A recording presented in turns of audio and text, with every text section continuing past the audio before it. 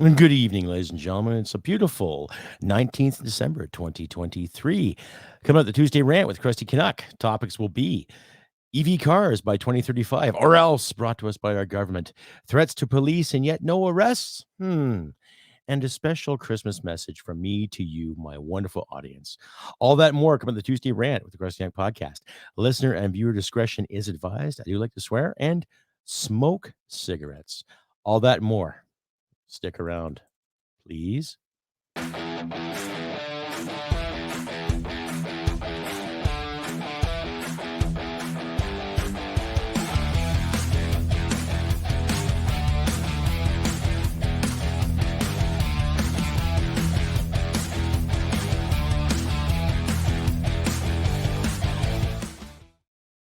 250, episode 250, Tuesday Rant with the Crusty Canuck podcast. That's right. I'm your host, Crusty. Welcome to the show, ladies and gentlemen. Sorry, I had some technical issues there earlier. I would have had this podcast up earlier for you too, but trying to get some technical things sorted out. And just one more time, if you like and hear what you see, please click like and subscribe. Share this all over your social media platforms if you can too.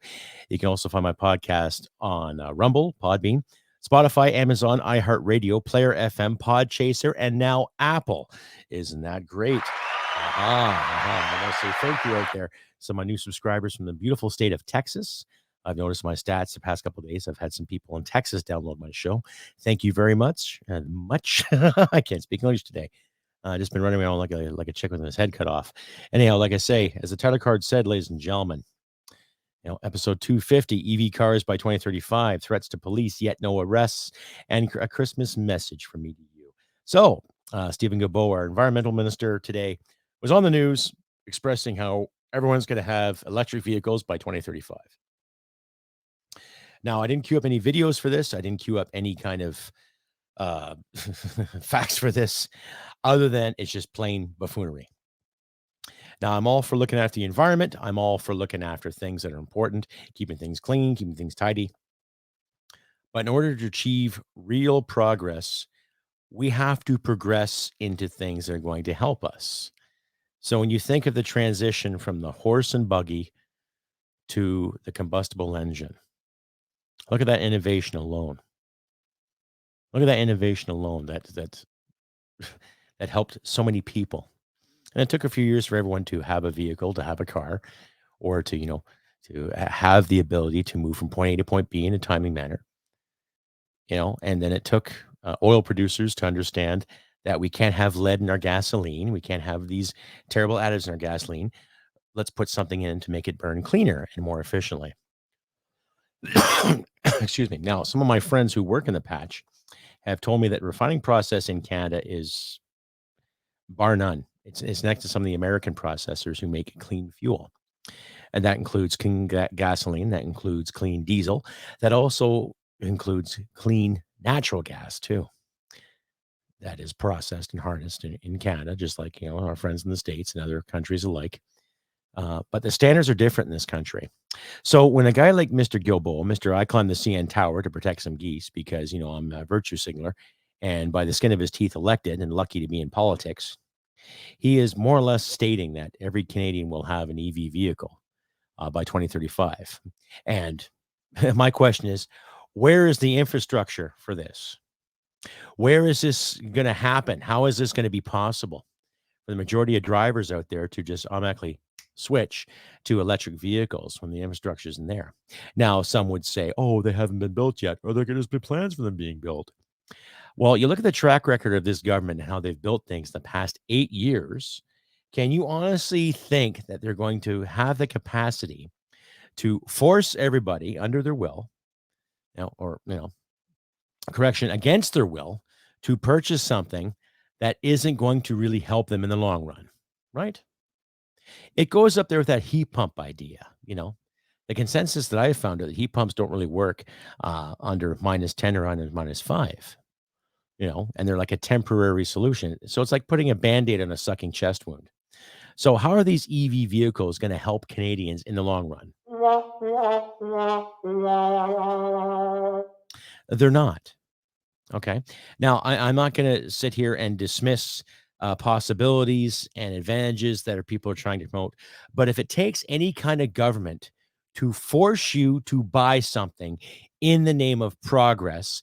Is it really progress? Is it really progression? Right? When every government leader has sat in this country, every liberal environmentalist talking about how we are going to excel and how we're going to save the economy and providing good jobs. What kind of jobs are you providing with these batteries?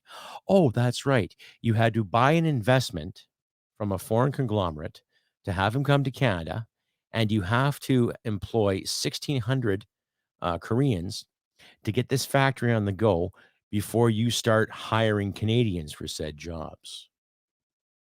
Right? And now by 2035, hopefully every Canadian will be able to afford said vehicle as far as you're concerned, right? And everything will be clean and happy. Yet you're regulating what people have to buy. It's that simple, ladies and gentlemen. So regardless of what the government projects and what you believe in, okay, it's a fucking con. I think an EV vehicle right now, a brand new EV vehicle, is anywhere from $55,000 to $65,000 as a base price. A suggested retail price. The price is right. Suggested retail price is a con, right? So I like to see how the infrastructure is going to last if it does come about the next few years.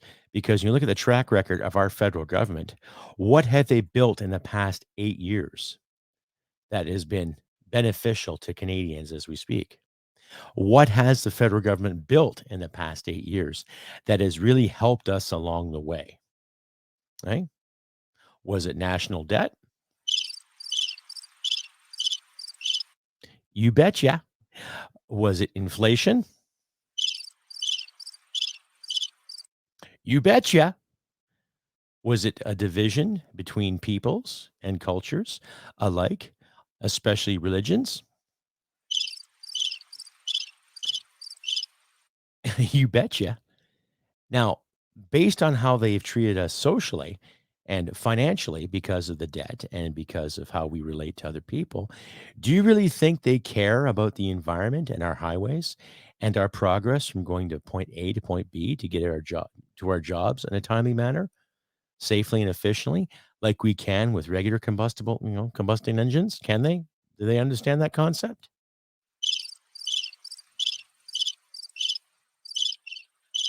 No, they don't. They don't. Right? So let's talk about their background when it comes to bringing these companies to Canada or other countries from other countries in here to help us minions, to understand the impact of us driving trucks and cars on our highways. You know, they have a lot to benefit because they probably get some kickbacks out of it too. You know, they like to use the term stakeholders, but it's basically just lobbyists and people lining their pockets with good money that we deserve to have because we all fucking work for it. Stay updated and follow Crusty Canuck on Facebook, Twitter, Gab, Telegram, YouTube, and Podbean. Subscribe today and donate at crustycanuck.ca. And ladies and gentlemen, you're back to episode 250 of the Crusty Canuck podcast. The Tuesday Rant topics: EV cars by 2035 or else, threats to police and yet no arrests, and a Christmas message from yours truly. Hello again. Welcome back. I'm your host, Crusty Canuck. And my apologies there for some of the technical issues. But like I say, you can check out my podcast on the following. Just look at the rollout to the bottom of your screen there too. You can find my show on the following in Podbean. You also find it on Rumble, Spotify, Amazon, and Audible, iHeartRadio, Player FM, Podchaser, and now Apple too. So check me out there. Exactly. And I want to thank everybody too for the lovely comments they gave in my last video this past Saturday. Right? The whole guns, Karina, and other garbage. Once again, thank you for the great support I've been getting the past few days. Thank you very much. And we'll carry on with this rant. We'll talk about the police now being threatened in Toronto. Now, since the issue that happened October 7th, 2 months ago, with Hamas attacking Israel the way they did, and regardless of where you sit in the fence in this, ladies and gentlemen, I have said numerous times, Protest what you want, stand up for what you believe in, wave whatever flag you want. That's fine. That's fine. It's freedom to choose, freedom to speak your minds in this country, freedom to express yourself, even though that's getting minimal as I speak, as I say, because there are people working overtime in Ottawa right now that want to stifle free speech. But I'm getting to my point here. There's a lot of protests happening around the country, and a lot of these pro-Palestinian protesters are protesting in front of Jewish-owned stores, like the chain of Zara. I think it's a clothing store, if I'm not mistaken. It just shows the last time when I was in a mall. Not that it matters, but needless to say. And they think they're doing the world a favor by protesting in front of someone's business. Okay.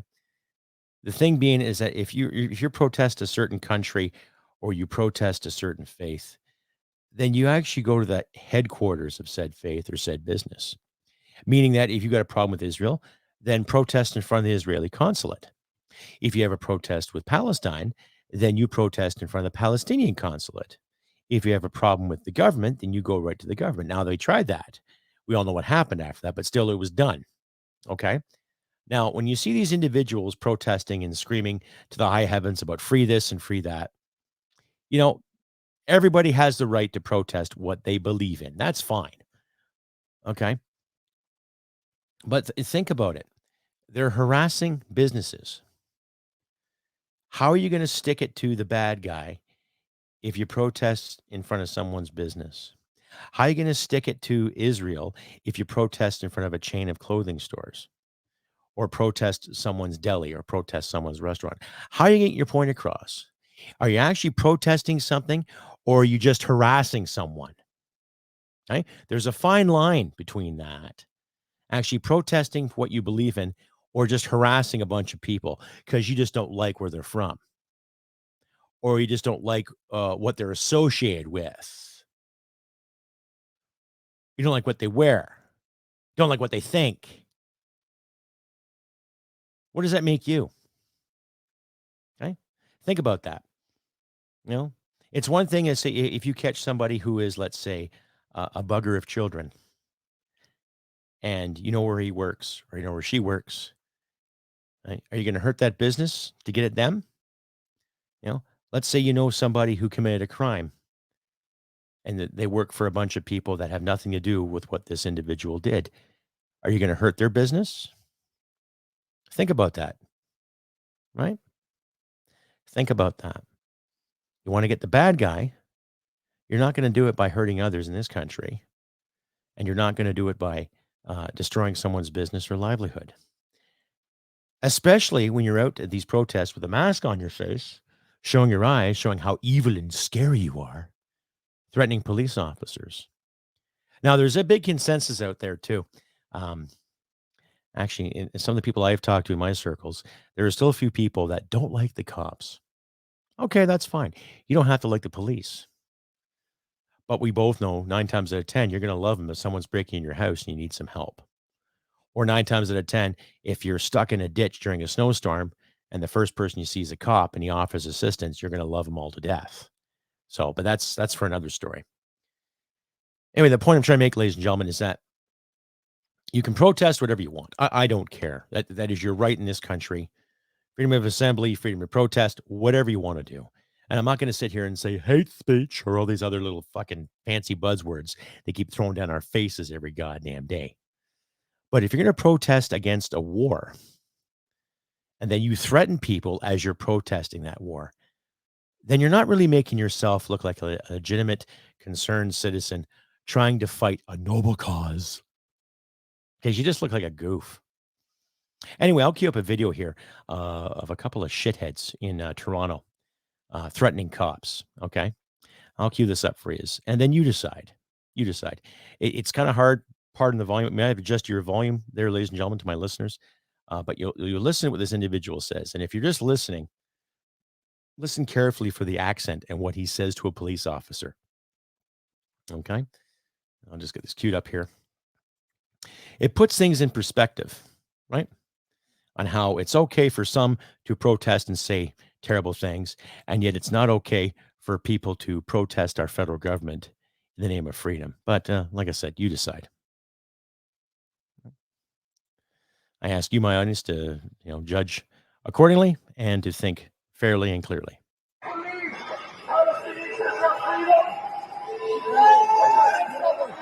I'm telling you, because if he touches me, I'm putting him on the floor. This guy, yeah, You okay, come buddy, near me, I'll you're put tough. you lay down on the floor. I'll Sure lay you you will. sleep. I'll put you 6 feet deep. I'll put you 6 feet deep. Yeah, fighting a good fight there, puppy. Yeah, sure. Just told the cop to put him 6 feet up. Yeah.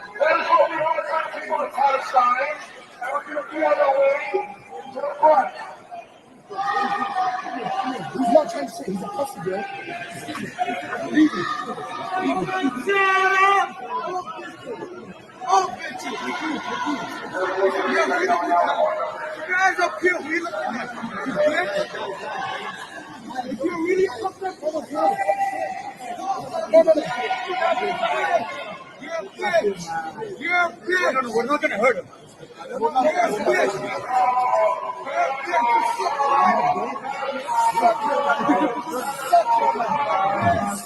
Yeah, whatever, tough guy. Free Palestine!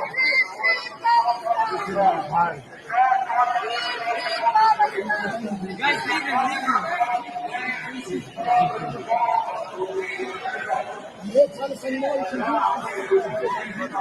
Bitch ass boy. I'll slap the fuck out of you. I'll put you 6 feet deep. Come, you're a man, come touch me. Come touch me. If you're a man, come touch me. You're a bitch. You're a bitch. Well, come outside. Why are you hiding behind the door?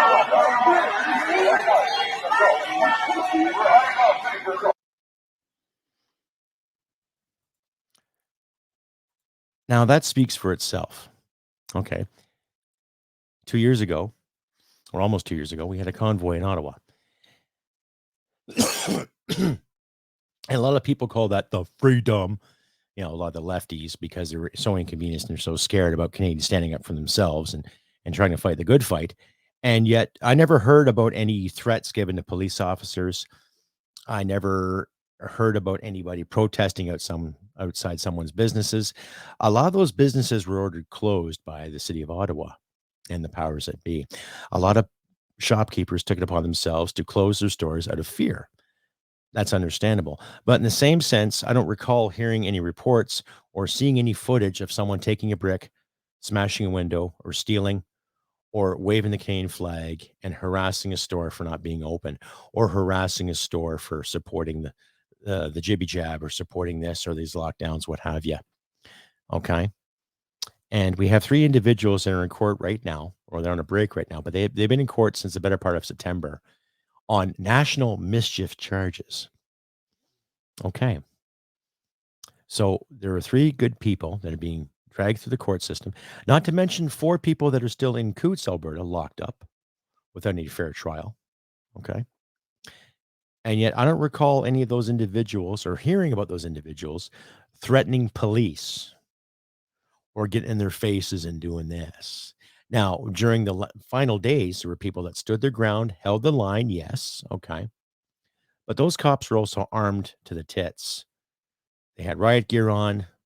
They had their carbines. They were loaded, ready to rock and roll in case something happened. Now, you see a situation like that, whether it's in a mall or any kind of shopping center, anywhere else, and an individual with a mask on is coming up and he's threatening you. I know it's illegal to threaten a cop. All right? I know it's illegal to assemble like that and to threaten anybody with violence. So what gets me is, how come that police officer or those police officers did nothing? Contrast, right? Would they be deemed as racist if they did something? How would they be? They're representatives of the law. They should have an unbiased approach, right? You're all innocent till you're proven guilty, right? So you can see the shift in politics and policies in this country now, ladies and gentlemen. You can see the shift and priorities when it comes to who's allowed to protest, who isn't. I just said, I don't care who you are, protest what you want. But do you honestly think you're going to make an impact protesting outside of a store that might be part of some Israeli chain? Do you think you're going to fight the good fight and stop the Israel onslaught because you're protesting out of a small store in Canada? You think you're making a difference? And walk around with a mask on your face thinking you're all fucking tough, threatening cops? Right? I just don't see the logic in that. And regardless of how people feel about the police this day and age, prior to George Floyd and after George Floyd, not all cops are bad. Every job out there has their bad bits. Doesn't matter if you're a doctor, lawyer, doesn't matter if you're a firefighter, doesn't matter if you're a police officer, doesn't matter if you are a security guard, doesn't matter if you're a soldier. The thing is that the cops were probably there because they were told to keep an eye on things just in case things got out of hand. And here's a couple individuals threatening them. Now, what was done about it? But like I said, we've got 3 individuals that are in the court of law in Ottawa right now defending what they stood up for. Are those people that were threatening those police officers, are they going to be arrested for mischief? Are they going to be arrested for anything? Uttering death threats? Or is it just going to be another misunderstanding that'll be, forgotten because it's the current thing? I know, ladies and gentlemen, you decide. Stay updated and follow Crusty Canuck on Facebook, Twitter, Gab, Telegram, YouTube, and Podbean. Subscribe today and donate at crustycanuck.ca. And once again, ladies and gentlemen, welcome back to episode 250 of the Tuesday Rant with the Crusty Canuck. Yes, topics tonight were electric vehicle cars by 2035 or else, threats to the police yet no arrests, and a Christmas message. I'm your host, Crusty Canuck, and one more time, if you like and hear what you see, please click like and subscribe. Share this content all over your social media platforms, and help us Canucks get our words out there before we're totally censored. You know what I mean? Now, when it comes to free speech, I believe in free speech. I'm not saying go and say fire in a crowded theater. There's already penalties for that kind of crap. But when it comes to so-called hate speech, what's hateful by telling somebody where to go? Now, what that individual did in that video you just saw, he threatened a police officer, which is a crime, as far as I know. Yeah, I think it's a finable crime. So you get arrested, you get hauled in, and I think you get a ticket, as far as I know, uttering threats. And then I think you might get a record for that too. I could be mistaken. Someone correct me if I'm wrong. But you do get, I think, a record for uttering death threats, or it's recorded, one or the other. So if your name does come up in the database again, then they'll find, oh yeah, you threatened this guy back 5 years ago, blah, blah, blah, blah. Anyway, I'm rambling. Needless to say, ladies and gentlemen, freedom of speech is essential. I don't care. I'm absolute when it comes to free speech, right? And regardless if somebody says something I disagree with or something I detest, they have the right to say it. It's that simple, right? So, to those individuals who's been the cop, fine, whatever, you'll get yours too. Masking your face out there, being a tough guy, think you're fighting a good fight. As far as I'm concerned, if you had any balls, you would hop on a plane and fight along your brothers and sisters in that dirty fucking war. That's just me, though. Anyway, moving on to the next topic. Special Christmas message out there, ladies and gentlemen. Now, I've said numerous times in the show, I'm not a religious man. I'm not, because that's by choice and because of the things I have witnessed in my life in regards to certain faiths and certain organizations. But I'm not telling you good people out there, what to believe in or what not to believe in. You find your faith, whatever you feel is right in your heart, then you go with it. You don't need my permission. You don't need my validation. You just need your own. If you believe in a higher power, fine. You believe in Jesus Christ, fine. You believe in Muhammad, fine. You believe in Moses, fine. In Buddha, it doesn't bother me at all.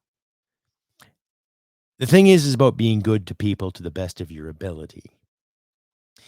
And when you look at the Christmas season, you look at the winter solstice that comes from a lot of ancient European ancestry prior to the advent of Christianity. Celebration of the end of harvest. Celebration of bringing all the stocks in, having a good crop, having lovely mead or lovely beers, lovely corn, lovely vegetables, lovely animals, and a life of abundance. And to celebrate that abundance by none other than a giant feast on the shortest day of the year. 21st of December. And understanding that life is changing and new cycles are coming around every day as we speak. And appreciating who we are and appreciating what we have. Now, I'm not going to sit here and do a kumbaya and say, let's be thankful. We have to be thankful every day, regardless. And you don't have to be a religious man to prove that or to promote that. You just have to be a down-to-earth, caring human being. Doesn't matter how many guns you have. Doesn't matter how big your truck is. Doesn't matter how beautiful your wife is or how beautiful your husband is. It matters is how you are as a person and how good you are to other people. So this Christmas, I wish you all but good tidings. This winter solstice, I wish you all good tidings. I wish you hope. I wish you peace. I wish good things for you all. I wish every person can get along to the best of their abilities as much as I get along with you all. One can believe. There's a song by Greg Lake, former Emerson, Lake and Palmer guitarist, passed away a few years back.